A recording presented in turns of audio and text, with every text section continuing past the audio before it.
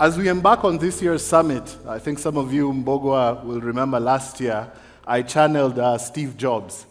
And once again, another famous quote by his is that the people who are crazy enough to do something different are the ones who actually do. When the curtain set on 2022 Decode, we realized that we had kicked off something that was bigger than what we planned. We realized it was a movement. And from 500 people, we moved to 5,000 strong.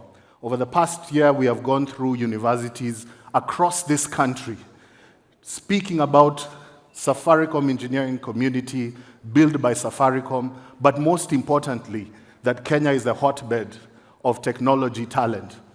We saw in the past few weeks, big companies launch development centers here, quite anchored by talent from Safaricom. For years, we've not been able to tell our African story, and in this year's Decode, that's what we intend to do. We don't intend to do it through PowerPoints, but we want our own developers, born and bred in Kenya, to stand here and tell you the great things that they are doing in software. We believe as Safaricom, we are best poised to give this platform. And we don't only do it here in Nairobi, but we even do it across this country. As you see the work being done on Chapadimba, as we bring AI to the forefront and other technologies, we are also looking to inspire, to spin off and plant seeds in the most rural parts of Kenya, that we have the potential to solve our problems through software engineering. This summit is going to be different like none other, because for the first time, working with Fozia and Morten, we bring creativity and technology together like never before. We are realizing that the digital economy and creative economy are so intertwined.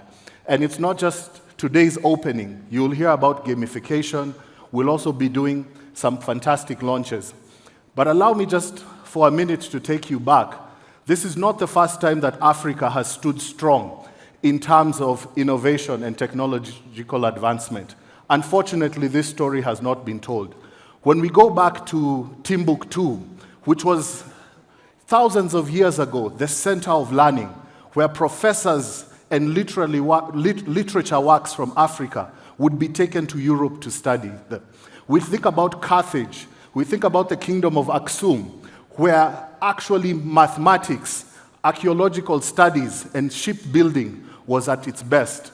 What has happened when you look at the pyramids in Sudan and in Egypt, just the dynamism of these pyramids and what they mean in terms of geometry and mathematics. But for so long, we've been told that we are the dark continent. But here at Decode, we're not just looking to have any other summit. We're looking to ignite a continent that is on the cusp of exploding with great ideas. We look to tell the world, as our great partners have come, that as they go back to their nations, that something great is happening in Africa. It is ignited by the passion of our young people. As Safaricom bridges the digital divide, Decode is where this light is going to shine bright. So this is not just any other summit. This is where we transform lives using technology. Welcome to Decode 2.0.